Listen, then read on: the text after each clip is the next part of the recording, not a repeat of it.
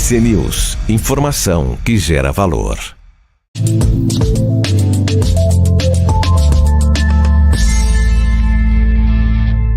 Fala, meu povo, mais um cenários número 12, com um cara que trabalha na maior casa de research do planeta Terra e é economista-chefe, meu camarada Gustavo Sung. Tudo bem? Tudo bem, Cabral? Obrigado pelo convite. Até foi de última hora, inesperado. Eu até fiquei feliz, muito elogiado pelo seu convite. Agradeço. Eu que agradeço, meu amigo. E a pergunta clássica de todo começo de cenários. Quem é Gustavo Sung? Bom, sou economista-chefe da Suno Research. Eu sou economista de formação. Fiz FE aqui em São Paulo. Depois fiz USP de Ribeirão. Meu mestrado, foco principalmente em intervenção do Banco Central no mercado cambial, em alta frequência. Então eu tenho uma base de dados enorme de trade milissegundos por milissegundos e eu fiquei me debruçando isso para entender como que o câmbio aí refletia um pouco a intervenção. E é um papo, acho que para um outro depois momento. Eu vou te perguntar qual é o casado do Roberto Campos Neto, que ainda não descobri, mas deixa isso para uma outra conversa. Mas aí é isso, eu comecei meu estágio na Tendências Consultoria, que é de economia, e aí depois fui para o mestrado e hoje eu estou na Suno. Então vamos lá, meu amigo, vamos começar aqui. Primeiro eu quero falar, para quem não sabe, agora é quarta-feira, dia 31 de agosto, às 15h53. Você vai ver esse programa hoje, e hoje é sexta, só que ele foi gravado anteontem. Ok? Fechou? Porque pra economia 2 dias às vezes vira infinito, né? Pô, daqui a 2 dias pode ter 1000 discursos, 1000 decisões, resultados políticos que tudo muda. Ou até guerra, né? Que a gente não esperava. Exatamente. Se eu tivesse gravado os cenários na quarta-feira lá no Carnaval normal, ele não ia ser completamente desatualizado para 2 dias depois, que a guerra começou quinta. Sim. Então vamos lá. IGPM. Nós tivemos IGPM que foi divulgado essa semana, que veio uma deflação. E uma pergunta que eu sempre faço para todo mundo que passou pela bancada ou pelo 710, que é o meu programa, ou alguém que eu conversa é: o que é foto? O que é filme? O que quer dizer isso na prática? Nós tivemos uma queda de IGPM, uma influência considerável de medidas administrativas, que pode ser queda do ICMS com o Congresso, Petrobras diminuindo o preço da gasolina ou do diesel. Então não quer dizer que é oferta-demanda, não quer dizer que é política de juros, nada disso. Então são medidas que podem ser pontuais, por isso que eu falo que é foto, e que pode ou não virar o filme, quer dizer que ela pode ou não ter efeito para frente, já que teoricamente IGPM, deveria ser o IPCA de amanhã. Então a minha dúvida é, o que na cabeça de vocês o IGPM pode carregar para o IPCA? Deixa eu detalhar minha pergunta. Você teve queda do preço de energia. Será que o setor de serviços, que estava com a margem bem comprimida devido a um pós-Covid, vai com o setor de energia barateando o seu custo aumentar a margem, ou vai manter a margem exprimida e repassar para o cliente? Aí você conseguiria fazer com que a foto virasse o filme, que eu tivesse efeito dessa medida em demais produtos. Então minha grande dúvida é, o que essa fotografia de julho, agosto e setembro pode ter uma resbarba, pode virar para outubro, novembro, dezembro para frente, ou vai ser absorvido em resultado? Tem uma expressão que eu até vi de outro economista, do Alexandre Schwarzman, que ele falava que tanto o IPCA como até o IGPM não são deflações, são variações negativas, porque deflação, no fundo, a gente vê que é uma queda geral dos preços. E a ideia é muito essa, porque pontualmente falando, a gente teve essas medidas que impactaram diretamente alguns itens. Se a gente excluir eles e pegar os núcleos de inflação e tirá-los com aquela tendência de longo prazo, você ainda vê que o núcleo está muito elevado.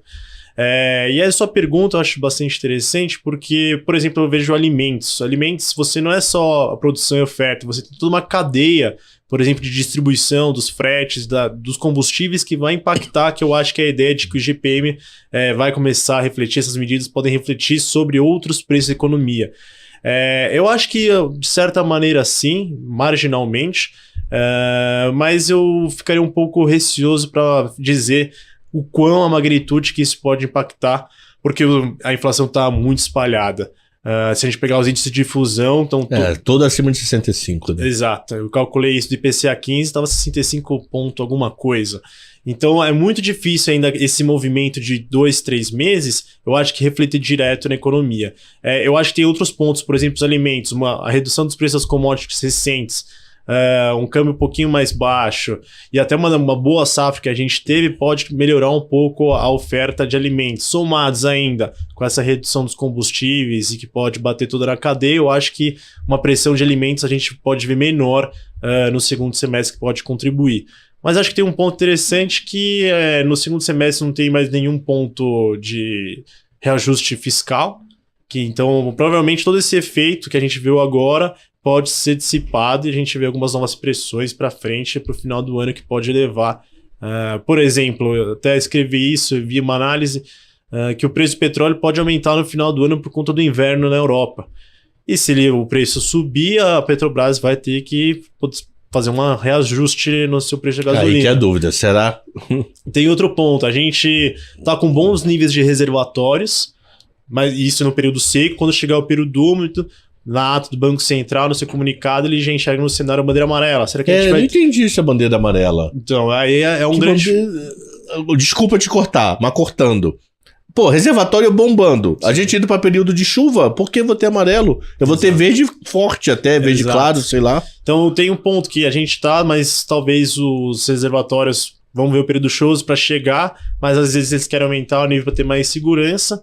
E aí vão lá e fazem no final do ano algum tipo de reajuste para poder subir um pouco mais os níveis reservatórios. Mas, de novo, eu acredito mais de verde também. Mas, de novo, é mais umas incertezas aí que podem... De novo, acho botar que... no radar, botar no radar. Eu acho que esse é o ponto de medidas fiscais que abaixo podem refletir no IPCA, do GPM IPCA, mas tem outros itens que também podem influenciar aí um pouquinho mais uma pressão altista nos preços. Fechou. E o BC nessa história toda? Parou? Tipo, nós estamos em 13,75 hoje, dia 31 de agosto. Você acha que ele dá mais um respiro? Dá mais alguma coisa? Se parou, ou se dá mais alguma coisa, ele fica muito tempo em voo de cruzeiro, do tipo, ele começa a cair quando? Isso depende dos Estados Unidos, não depende? O que é teu pensamento para a meta Selic? O que eu queria é que ele desse um aumento residual. Porque se a gente, Por quê? Porque se a gente pegar as expectativas para 2023, ele está um pouco ainda acima do limite superior da meta. Em 2024, ele não tá um pouco acima da meta, ele já não está mais na direção e também está estabilizado. Eu acho que com a grande incerteza nos Estados Unidos, que o Fed está subindo, a gente teve o recente discurso do Powell, que foi um pouquinho mais duro, que ele falou, estamos aqui para estabilizar os preços, vai ter um mercado de trabalho um pouco mais arrefecido, atividade um pouco em queda, porque a gente quer controlar. Então a gente nem sei se o Fed sabe até onde vai chegar esses juros com diversos choques que tem. Então se ele trouxesse um pouquinho de 14, eu acho que ele poderia se blindar mais para futuros choques, ao invés de parar agora e acontecer alguma coisa e perder um pouquinho a mão. Mas eu entendo até que 3,75 e a grande questão daqui para frente é quando vai cair. Eu acredito que seja mais para o segundo trimestre. Segundo tri. Então quer dizer a partir de abril. Possibilidade a partir de abril, maio, junho, nesse Exato. período. Que eu acho que vai ter acho que tem um sincronismo dos bancos centrais mundiais de elevar juros. Então o Brasil vai se beneficiar. E se a gente vê que as expectativas estão mais ancoradas, eu acho que o Banco Central, daqui para frente, acho que tem um pouco de autonomia, que trouxe uma questão institucional muito forte, que eu acho que vai possibilitar ele lá no segundo tri fazer um pequeno corte. Aí vai uma dúvida minha. Estados Unidos ainda não acabou o ciclo. Eu não vou falar especificamente dos Estados Unidos, eu vou dar exemplo dos Estados Unidos para voltar na meta Selic.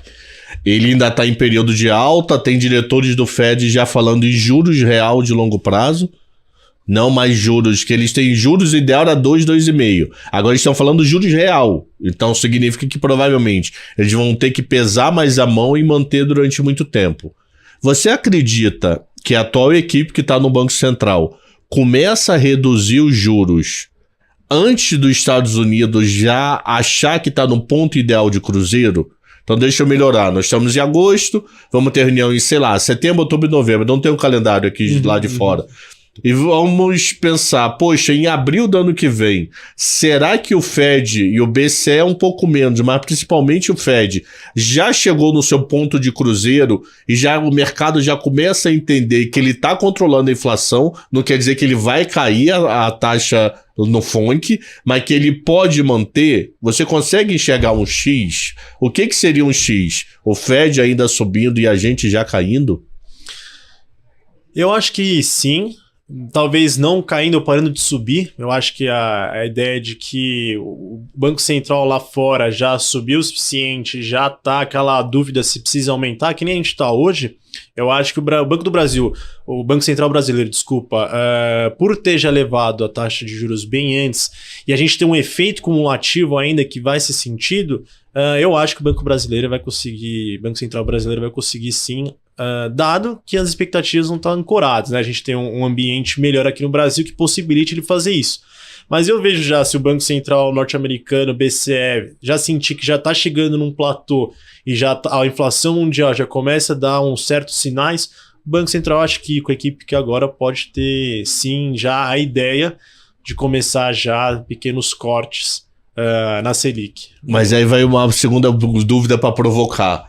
Mas será que lá ainda não ter terminado, você não pode ter uma pressão no DXY, que isso provoque paridade dólar-real, para o real ficar mais fraco e a gente ter inflação de importação, antes da gente ter a certeza que lá normalizou?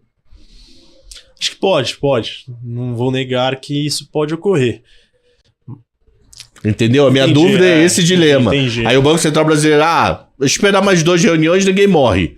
Pra eu ter certeza que lá ancorou, que eles estão começando a recuar para eu recuar aqui. Eu tô com essa dúvida. Eu não tenho essa certeza. Mas eu tenho isso como ideia, mas não consigo falar, então ele vai fazer isso, vai derrubar quando lá ancorar, ou quando lá estiver próximo de ancorar, já derrubar. Eu tenho essa dúvida. Entendeu? Sim. O que eu vejo, acho um pouco que eu expliquei. Eu acho que sinais não só da inflação, mas eu acho que da economia, dos preços assim, de produtores, os choques dissipados, eu acho que pode trazer mais segurança. Agora, acho que o time, se lá estiver parado, eu acho que talvez, eu também não sei, acho que é uma questão bem válida, mas eu acho que o Banco Central brasileiro vai ter mais oportunidades de fazer se ele começar a enxergar que a gente está num cenário inflacionário, eu acho que mais ancorado de preços do que grandes dúvidas. Eu acho que se ter muitas dúvidas, ele não abaixa. Se tiver alguma médias certezas, eu acho que ele pode ter um pouquinho mais de conforto, porque também não é só juros, né? Ele está muito preocupado com atividade, né? Nessa inflação também com atividade. Então a gente precisa ver como vai estar os juros e aí as expectativas de inflação futura, se vão estar indo para a meta, pode até debaixo da meta, depender, né? E como vai estar a atividade. Eu acho que tem essas outras questões para se pensar também. Então, falando de atividade, você que está assistindo esse programa, você já vai assistir esse programa com o PIB divulgado. Porque o PIB sai amanhã e você está assistindo esse programa depois de amanhã. Então o PIB saiu ontem. Não entendeu? Desenha, para o vídeo, para rapidinho, faz o desenho, coloca aí. Então, primeira coisa, o que é prévia para vocês do PIB amanhã? O que deve sair de PIB amanhã? Entre 0,7 e 0,9. Esse intervalo. Esse intervalo. Muito por conta, eu acho, que da reabertura. Acho que serviços e mercado de trabalho são os dois principais motores, eu acho, do segundo trimestre. E aí um pouco de recomposição de renda. A gente teve reabertura, mercado de trabalho que aumenta a renda disponível. A CAGED está forte, né? E alguns benefícios, né? A gente teve tanto pro primeiro e pro segundo trimestre, liberação de uma parcela do FGTS, 13º do INSS, e tem todo esse contexto de reabertura que eu acho que possibilitou o segundo trimestre vir aí entre 0,7 e 0,9. Aí vai a segunda pergunta em cima disso. Há uns 5 meses atrás, o que era a crença do mercado? Que o ano não ia ser bom. Aí o mercado readaptou. O primeiro veio surpreendendo, andando meio sozinho. Sozinho que eu digo, não teve nenhum grande estímulo de FGTS, que isso já começou um pouco mais finalzinho de março, começo de abril. Então não deu muito efeito prático no janeiro, fevereiro, março. Aí refizeram as contas. Opa, podemos ter um ano bom. Isso numa visão global. Eu já vou chegar na pergunta. Então tivemos um ano bom, segundo trimestre, além do ano bom, com incentivo.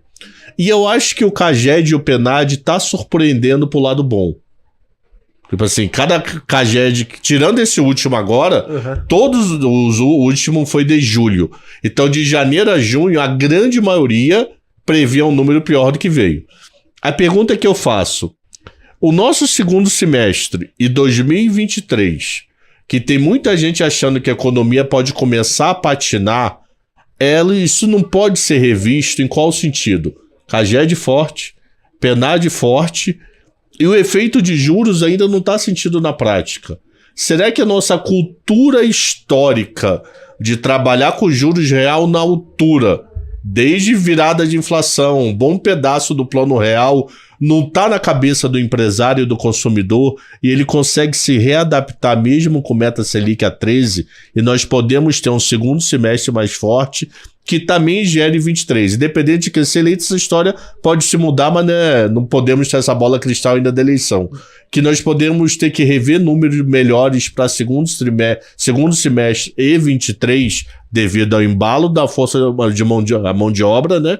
Via NAD Caged, e o brasileiro conseguir se readaptar a juros altos. Eu vou tentar dividir um pouquinho essa pergunta em dois. Eu vou falar um pouco do meu cenário para 2022 e 2023, e aí eu já tento emendar fechado. Desde o começo, quando a gente teve essa conversa de PIB negativo, eu acho que eu nunca fui muito assim, não com bons olhos, assim, eu sempre vi um pouco com cautela PIB negativo que o pessoal previa. Final do ano passado. Exato. Né? Eu sempre ficava com meio, um pouquinho mais. Na época eu sustentei, até porque era um ano eleitoral. Então, eu já via que ia haver muitos incentivos ao longo do ano que pudesse sustentar a demanda junto com uma reabertura. E o mercado de trabalho é sempre a última coisa que volta numa economia, né? Eu sempre falo que a primeira coisa que você faz quando uma crise, você demite. Até você passar da crise, você recompõe estoque, repõe receita, e quando você começa a precisar, você vai lá e... quando a tua ociosidade vai pro limite, você põe mais gente pra dentro. Exato. Então a gente tá vendo, eu acho que o movimento de Penad e Caged muito forte. Teve, eu acho que uma questão de reforma trabalhista, teve essa questão de movimento de reabertura, que vai demandar novas contratações. Se a gente pegar alguns números lá de grupos, os serviços ainda tá melhorando muito forte e a contratação é basicamente ali naquele setor. E aí, então pro segundo semestre, eu acho que o terceiro tri vai ser muito influenciado pelo esse PEC dos auxílios, mais uma redução tributária, que teve de bens importantes. Isso no nosso cenário tá levando o PIB a ser um pouquinho mais forte no terceiro tri. E aí já no quarto tri, que eu acho que é um pouco do cenário de todo mundo, é que a gente começa já a sentir os efeitos dos juros altos. E para 2023, que antes de ir para aquela sua pergunta, eu vejo um grande problema que a gente não tem grandes drives de crescimento para o ano que vem. A gente vai estar com juros altos, os efeitos. O consumo, a gente vai ter uma renda um pouco melhor, mas já não vai ter os incentivos a princípio, se eles não quiserem manter. Mas o consumo ali já está já perdendo um pouco a força. Se a gente pegar gasto do governo, também vai com o orçamento já hoje todo já meio bagunçado, é difícil você criar novos estímulos. Idealmente, né? Sempre o pessoal dá um jeito lá, mas é mais difícil. O mundo vai crescer menos. Então, se o mundo cresce menos, o Brasil tende a crescer menos, o balanço comercial vai ser um pouco menor, também já é um fator limitante. E se o Brasil está crescendo menos, esse fôlego de reabertura que a gente teve em 2022, somado ao mercado de trabalho pujante agora, eu acho que vai ter um menor dinamismo. Eu acho que um ponto que a gente pode ter um fator drive positivo é a agropecuária. Eu acho que é um lado aí que o Brasil tende a ser bastante favorável ainda. E aí, para responder sua pergunta em relação, eu acho que a adaptação dos empresários e do todo o mercado, me vem à mente muito, primeiro, parte do ano, pós onda da Omicron, que a gente achou que a gente ia fazer lockdown de novo, o mercado de trabalho ia ser ruim, a atividade ia ser ruim, e no final a gente percebeu que os brasileiros, agentes econômicos aqui se adaptaram melhor ao novo mundo, novo paradigma pós-Covid, e a gente não sofreu tanto. Pode ser que eu acho que os empresários brasileiros, eu acho que com o tempo vão aprendendo. Se o Banco Central aprende ao longo do tempo e a gente aprende de forma, vamos dizer, racional, vamos dizer assim, eu acho que tem uma parcela muito importante, acho que tanto de empresários e pessoas e a forma dinâmica que podem lidar melhor um pouco com esse cenário de juros altos e inflação que está alta e tende a arrefecer ao longo do tempo. Então, o que seria esse cenário para você para ano que vem, em números? Números para esse ano. Meio para esse ano. 2. Então, quanto tá acumulado? Como é que tá o carrego, sabe?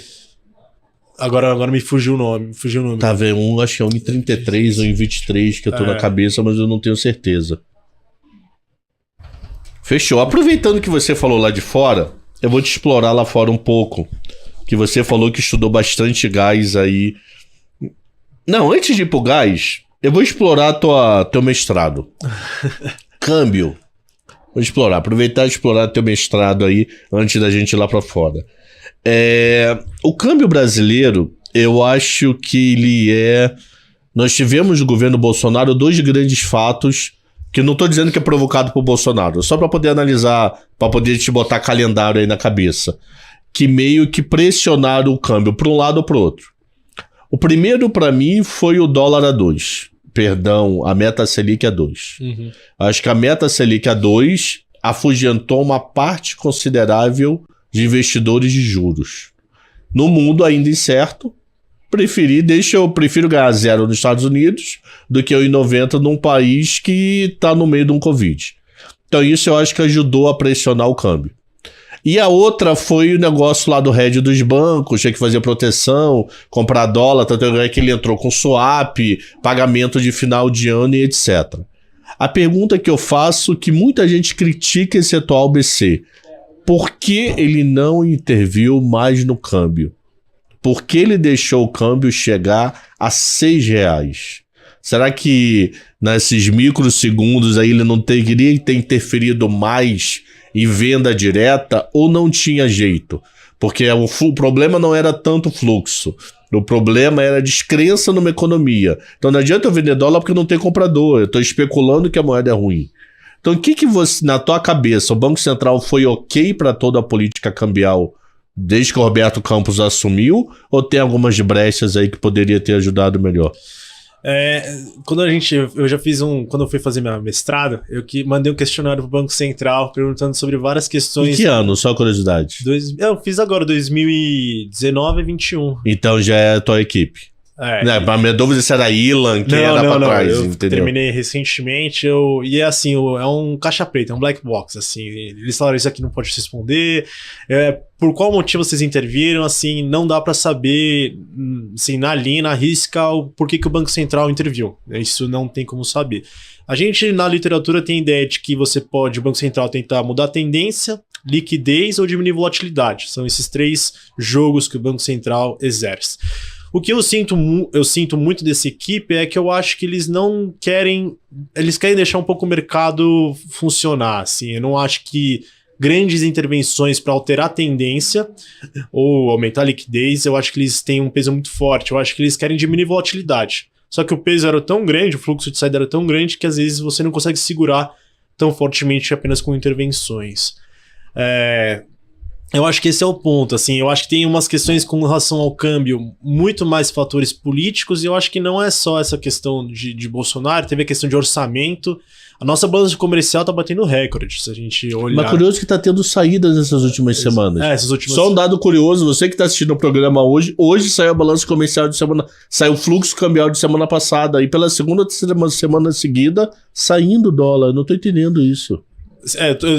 Essa minha contextualização foi um pouquinho antes desde a Covid, né? Mas assim, a balança comercial brasileira foi muito forte, ainda tá batendo recorde. Mas ano passado não teve internação. O pessoal passou a internar esse ano. Sim. E o câmbio não caiu, né? Então, assim, teve uma entrada também pra bolsa no começo do ano, por causa das commodities, guerra, que o Brasil se valorizou muito naquela época.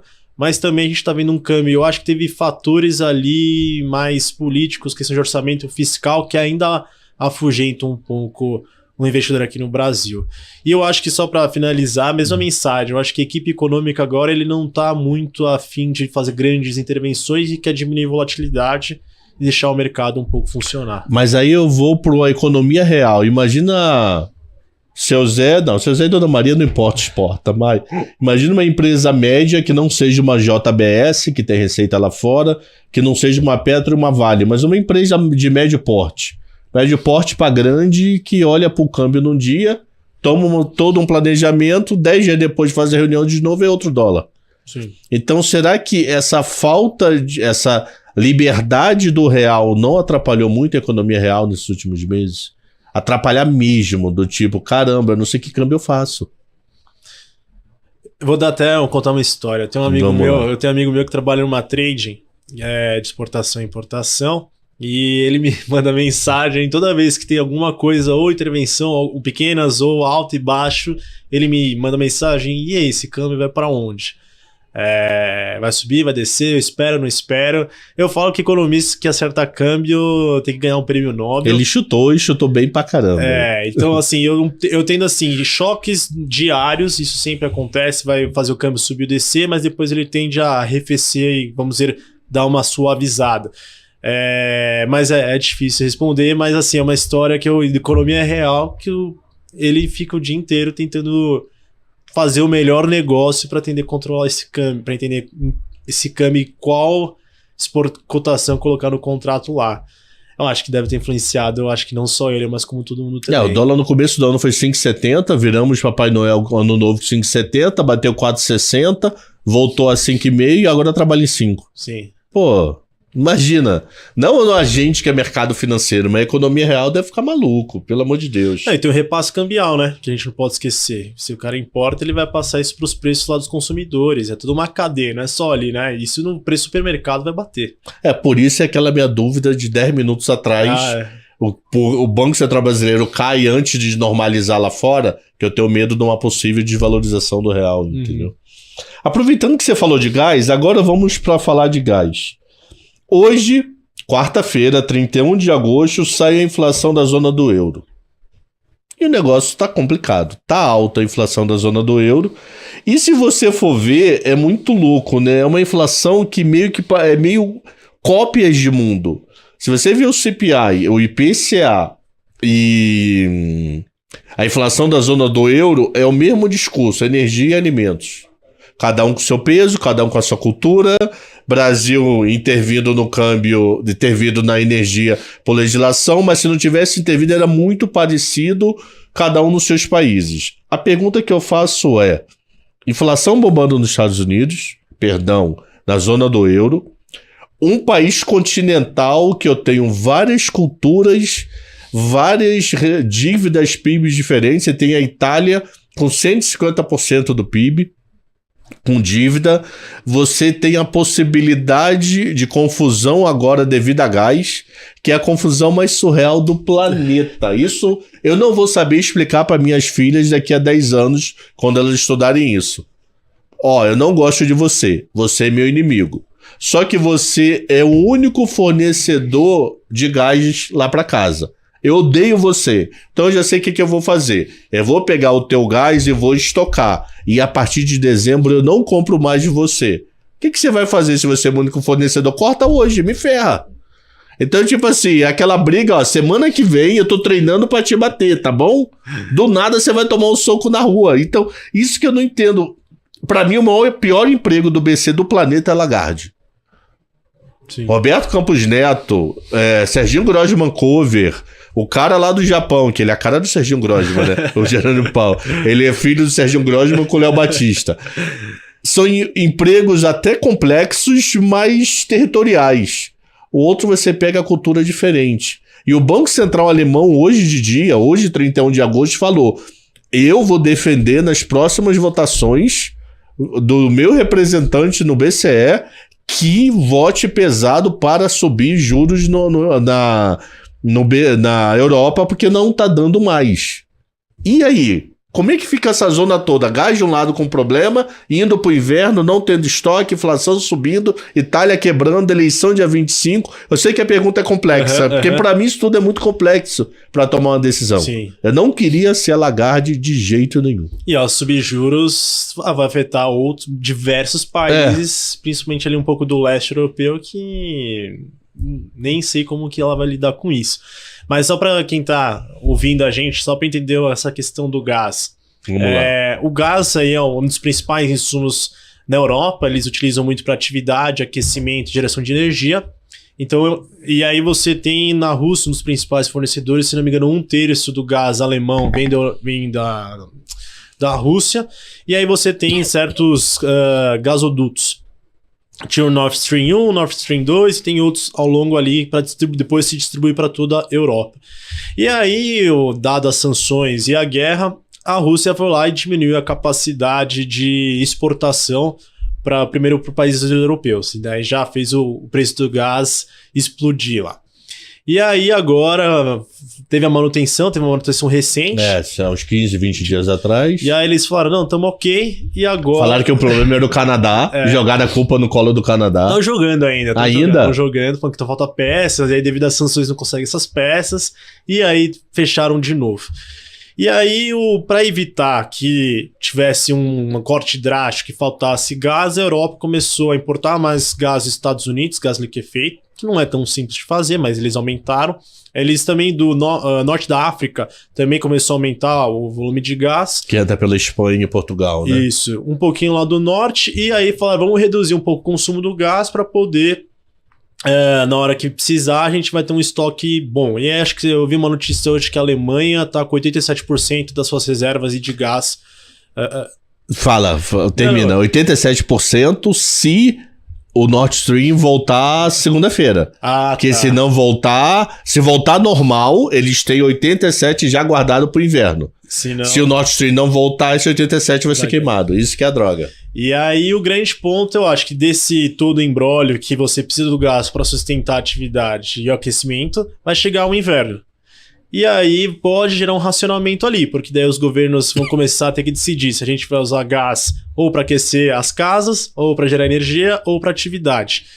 E aí vai gerar todo um estresse. E aí, politicamente falando, que daí eu vou entrar numa outra parte, politicamente falando, você tem uma insatisfação popular muito grande com os preços. Tem até o movimento Don't Pay UK, que as pessoas querem lá na Inglaterra, no Reino Unido, boicotar o pagamento para as empresas. E aí pode gerar uma insatisfação muito popular que os governos vão ter que começar a ter menor apoio à Ucrânia, e aí o Putin ganha. Vamos dizer assim, né? E do outro lado, não. Pode ser que se a Europa conseguir passar pelo inverno se sustentando e falar, bom, consegui me sustentar aqui, a gente vai investir pesado em energia renovável, eólica, solar, a Rússia vai perder uma fonte de recursos muito grande. O problema desculpa te cortar, mas cortando o teu raciocínio, eólico solar não é assim, né? Não é plantar alface.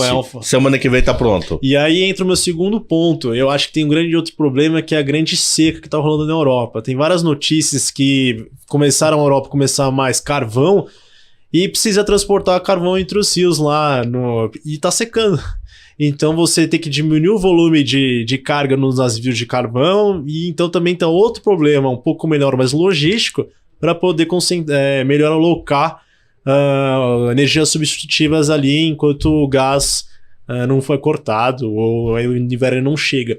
Então a Europa, na questão de energia, não está nada fácil, assim. Então, e isso aqui vai começar, acho que, se agravar, que é um dos pontos principais que eu vejo no cenário internacional, que a gente tem que ficar de olho aqui para frente, porque se isso não se dissipar e não for controlado da melhor maneira possível, os preços vão aumentar, o Banco Central Europeu vai ter que fazer uma atitude mais forte, e isso vai um juros mais alto, e eu acho que vai se espalhar por toda a Europa. E aí isso vai começar a bater em preços de petróleo e outros estresses que podem também sair para os Estados Unidos e Brasil. Então eu acho que tem um fator chave lá na Europa que precisa ter muito cuidado para poder ver ali, para poder entender, que é o inverno. Até eu escrevi e falei assim, não sei se vocês veem Guerra dos Tronos, mas eu falei, Winter is coming, o inverno está chegando, que é aquele momento sombrio ali que precisa tomar cuidado. E o problema, quando dá problema, o problema piora, não vai ver o inverno tranquilo. Uhum. Só pra ferrar a vida mais, não vai ver aquele inverno. Foi inverno que nem nosso inverno tá tranquilo. Tá tranquilo. Há muito tempo eu não durmo em julho em São Paulo sem cobertor, como eu dormi esse ano. Sim. Teve dia de muito frio, tipo há 2 dias atrás. Sim. Tava infernal aqui, mas sábado passado eu tava tranquilo. Tava 30 graus. Sim, 30 graus de agosto. Tá tranquilo também, né? Agora, hoje até amanheceu um pouquinho frio, mas esquentou. Aí vem uma dúvida clássica de economistas. O que adianta eu subir taxa de juros quando o problema é na oferta de um produto que eu não controlo? Então, eu acho que essa, para mim, porque Lagarde está segurando aumento desde lá de trás, que eu teria essa dúvida como ela. Eu teria esse medo de decisão. Eu vou subir juros, porque teoricamente subir juros, ficar mais caro o custo das empresas, elas não vão ter dificuldade de financiar, vão vender mais barato. as famílias vão ter dificuldade de comprar a prestação mais cara, vão querer comprar à vista, mais barato, controla o preço. Uma versão muito básica da reação econômica. Mas não adianta fazer isso se o problema está lá em Moscou. Sim. Então, na minha cabeça fica grande dilema. Irei jogar juros a 4 na Europa, que agora tá zerado, estão zerados, né? Sim, Acho que o último zerou. Porque a 4 eu vou segurar a demanda e com isso eu mudo a curva da inflação. Aí o Putin fala, sem gás. Então, por mim, esse problema. E aí, o que fazer? O que você faria sentado lá do lado da Lagarde? O que ela perguntasse pra você aí? Subimos 0,75 ou não em setembro? Entendeu a minha dúvida? Não, sim, porque parte da dúvida eu não tenho culpa. O cara nunca mais me mandou copo. Então vou vender o copo mais caro. Não tem copo da gôndola, então não adianta vender mais caro, não tem copo. O que eu até perguntei, a gente fez uma live lá na Suno e eu fiz essa pergunta pro economista. E aí a gente tentou encontrar uma resposta que não é tão clara assim. Mas qual que é o ponto? Acho que juros vai bater na demanda. E a demanda, uma hora tem que encontrar a oferta se a gente pensar numa economia, vamos dizer... aberta, controlável, de boa, que não é o caso atual. E aí eu acho que a demanda vai ter que cair, sim, vai cair para poder, vamos dizer, compensar esse aumento de preço, porque ninguém tem controle sobre isso, né? Então até não é só a gente, eu acho que o Banco Central americano, quando disse que era questões temporárias, para esperar o choque passar, esperava uma questão de energia que passasse. O Banco Central aqui do Brasil também tava, tem coisas que a gente não controla. A gente tá fazendo o que pode para não perder a ancoragem de expectativas. Mas esses choques eu acho difícil saber o horário ou o tempo que vai conseguir se dissipar pra gente poder, o Banco Central, qualquer um, saber o que vai acontecer. Eu acho que, assim, eu de política monetária um pouquinho, eu acho que tem que subir juros para não perder um pouco as expectativas de inflação, mas choques como esse eu acho que dificilmente conseguem ser controlados. Uma maneira, talvez, os governos entrarem para tentar segurar a energia, mas também não é a melhor forma. Que nem o modelo brasileiro que a Inglaterra repetiu. Eles diminuíram o IVA lá. E tem a partir de sábado passado, despencou o preço depois. Tem o teto depois. de consumo também, se não me engano, em algumas partes. E assim, algumas medidas têm que ser feitas, porque senão acho que vai virar uma questão de cadeia. Eu acho que quem vai bater é sempre na demanda que vai sofrer mais para tentar compensar um pouco essa oferta problemática que existe. Mas eu não saberia responder. É complexo, difícil, isso pra caramba. Eu não sei da resposta também. Por isso que eu provoco todo mundo que senta aqui. Uhum. Pô, me ajuda a pensar, porque eu não sei pensar isso. Indiretamente, se você diminuir a demanda, qual que é o ponto principal que a gente tá vendo quando esse perigo de recessão é um pouco as commodities caindo? Porque isso vai bater um efeito indireto, né? Você vai demandar menos produtos. Algumas commodities, como o petróleo, recentemente, esse perigo de recessão, minério de ferro com o menor crescimento na China também afetou. E isso tende indiretamente a diminuir os custos das empresas ser repassados. Mas se vem uma paulada tão forte assim, é difícil você saber segurar isso aí. Que você pode ter um outro problema em cadeia, ver se eu tô maluco.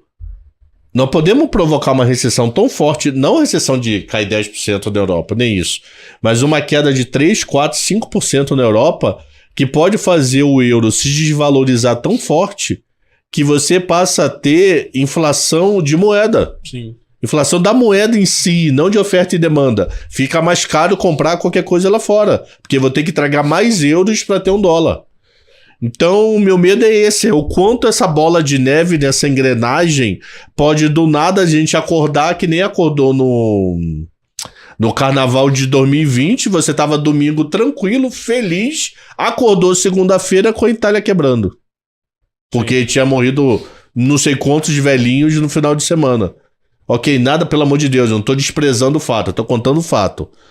Então, do nada, você falou Dow Jones descacetado na segunda-feira de manhã, já a Ásia pegou um respingo, pegou mais na terça, o mercado todo. Então, meu medo é que a decisão da Lagarde para controlar uma inflação, que ela, não Lagarde como ela, né, a equipe dela, que não tem o total poder dela, deu um efeito tão drástico na economia, que esse efeito tão drástico da economia volte para a inflação, e cria um efeito cadeia muito ruim. Então eu juro que eu não queria ser Lagarde.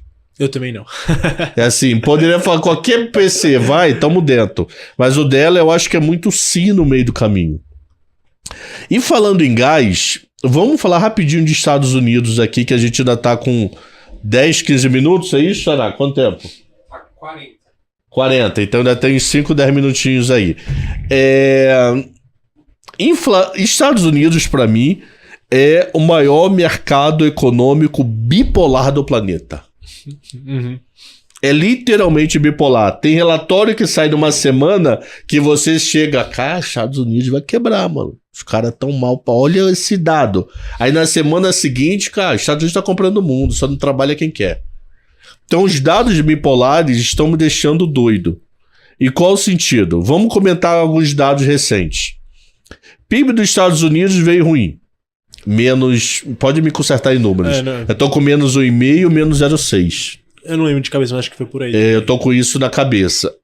Ruim, só que foram criados 800 mil empregos acima do esperado no mês de agosto julho, pela oferta de emprego, JOTS, alguma coisa assim. Acho que foi 528 mil empregos novos nos últimos dados. Então, do tipo assim, do pessoal, o mercado esperava queda, quer dizer, uma produção menor veio muito maior. Sim. Você pega dados de emprego americano bombando. Só que você pega a confiança do consumidor, que até o penúltimo veio horrível, e o último de ontem veio sensacional, aonde 50% dos entrevistados falaram que tem dificuldade zero de arrumar emprego. Então quer dizer, você tem uma mão de obra ainda bombando. Só que você tem dados micros pequenininhos que começam a ficar estranho. Nos últimos 40 dias, 100 mil americanos tiraram a conta de luz de débito automático. Por que eles tiraram a conta de luz de débito automático? Eles não sabem se vão ter dinheiro para pagar. No final de julho, tinha 16 bilhões de dólares de calote de mais de 90 dias do setor elétrico americano. Isso não acontecia desde o começo de Covid. Então, é um lado, você vê a economia gerando emprego, mas você vê o PIB não andando muito devido ao comércio exterior. Você vê confiança do consumidor forte, mas você vê o consumidor retraindo do mundo real algumas coisas. E aí? E também tem, só para complementar, tem o setor imobiliário, né? Que, se não me engano, venda de casas novas se vê a segunda queda consecutiva. Também, as taxas hipotecárias estão altas, os preços dos imóveis também estão altos, que estão diminuindo um pouco, desacelerando um pouco esse mercado. Também é outra sinalização. Eu acho que essa dúvida não é só minha e sua, é do Powell. O Powell, eu acho que na última ata, acho que deu uma sensação de que as próximas decisões vai depender muito do estado da economia. Eu acho que assim como o Banco Brasileiro citou em algumas vezes, isso muito por conta dessa dubiedade. Eu acho que a gente tem um mercado de trabalho forte, as pessoas estão procurando emprego, só que do outro lado elas estão... O grande, eu acho que dessa questão de poupança e o grande medo que existe ali é um pouco dessa questão inflacionária. Você até que me comentou na última vez que a gente conversou que o PMI de serviços em junho, em alguns lugares ali dos Estados Unidos, teve em queda, e aí porque as pessoas estão... Na boca do verão, mano. Porque as pessoas não querem viajar ou ir para certos lugares porque não sabem se vai ter dinheiro para comer depois, não quer gastar com combustível que estava extremamente alto. Eu acho que existe esse grande problema e eu acho que o Powell também quer entender mais. Saiu até o último dado PCE, você não veio com deflação de menos 0,1? Eu não lembro, foi sexta-feira passada, não tenho de qual. Veio deflação, se não me engano, e então é isso. Então, e o ponto é que foi um dado. Eu acho que um dado ali melhor do que o esperado, mas o Powell, eu acho que para a gente entender melhor esses caminhos dos Estados Unidos, tem que esperar um pouquinho mais, uns 2, 3 dados, para entender. Mas essa grande dificuldade do mercado de trabalho ainda está muito forte, eu acho que é um grande divisor de águas para o entendimento. Até muitos nos Estados Unidos não se consideram os Estados Unidos como recessão, porque eles olham para o NBR, desculpa, eles veem um método diferente para definir uma recessão ou não, mas o mercado de trabalho bombando, eu acho que muitos não consideram que os Estados Unidos, apesar de ter, pelo livro texto, 2 PIBs consecutivos negativos, não esteja em recessão. Desculpa. E aí, só para o último, acho que a gente tem um ponto interessante, é do discurso de Jerry Powell, que a gente comentou no Jackson Hole, que ele trouxe muito forte a palavra que a gente vai controlar, a gente quer estabelecer preços, porque isso vai afetar expectativas, decisão dos agentes, isso a gente quer controlar, a gente quer entender, até citou diversos episódios no passado onde teve que levar juros, E aí falou assim, a gente pode ver juros elevados, crescimento menor e um arrefecimento do mercado de trabalho. Para quê? Para controlar preços. Eu acho que o Powell deu uma sinalização muito forte que, apesar do mercado de trabalho estar forte, ele vai subir um pouco mais os juros para tentar controlar isso. E uma coisa que me chamou a atenção no PIB deles é que o PIB do primeiro TRI foi comércio exterior, o grande inimigo. Sim. O PIB do segundo TRI, o grande inimigo foi o governo. Sim. Municipal, federação, despencaram o investimento. E redução dos auxílios, né? Sim, mas o que eu tô dizendo, deixa eu melhorar, o meu raciocínio seria o seguinte, não é o Walmart que tá demitindo, não é a iniciativa privada que tá causando problema no PIB. Então por isso que pra mim ainda tem muito emprego, porque são coisas, comércio exterior, até demitir aqui demora. O meu problema é que eu não tô vendendo pro mundo. O segundo, diminuir o auxílio, o governo não tá investindo. O governo dos Estados Unidos é uma gota comparado com outros países. Então, por isso que eu não sei como vai ser essa recessão, se ela vai ser forte, se não vai ter, se a palavra inflação veio para ficar, vai virar uma coisa cultural, do tipo, os Estados Unidos vai ter que repensar a vida dele, que a partir de agora pode ser que a inflação 3 seja o novo normal e não mais 2. Eu acho que o mundo inteiro vai sofrer, eu acho que diferentemente dos últimos anos, com uma inflação um pouco mais alta. Até estava conversando isso, tem aquela ideia nova de nearshoring, que você é tão dependente, às vezes, de grandes cadeias, grandes países, cadeias, e agora você está faltando produto. Está faltando microchip, semicondutor, fertilizantes, e os países agora estão se regionalizando. Então, por exemplo, estão fazendo contratos ou em companhias estão buscando lugares que você tem certeza que você vai ter o produto para a sua produção, só que com um preço maior. Isso vai afetar um pouco os custos e vai manter um pouco os preços pressionados. Eu acho que a gente vai viver um bom período aí de inflação um pouco mais alto do que a gente via pré-pandemia, assim. E se você tivesse que olhar com carinho para um país hoje, o Brasil tá melhor posicionado do que a Europa e os Estados Unidos para enfrentar a economia, PIB, inflação e etc. nesse momento? Acho que sim. Eu acho que o Brasil ele subiu os juros antes. Eu acho que as expectativas de inflação tendem a arrefecer. Eu acho que a gente vai ter primeiros anos de governo também que a gente vai ter agora, sempre tem um pouco mais de sossego, um pouco de alívio. O primeiro ano, então, costuma ser muito tranquilo. Então, assim, a gente vai poder, eu acho que se a política e a economia se juntarem no primeiro semestre, não precisa ter aprovação, mas um bom direcionamento, eu acho que o segundo semestre tende a ser muito positivo para o Brasil.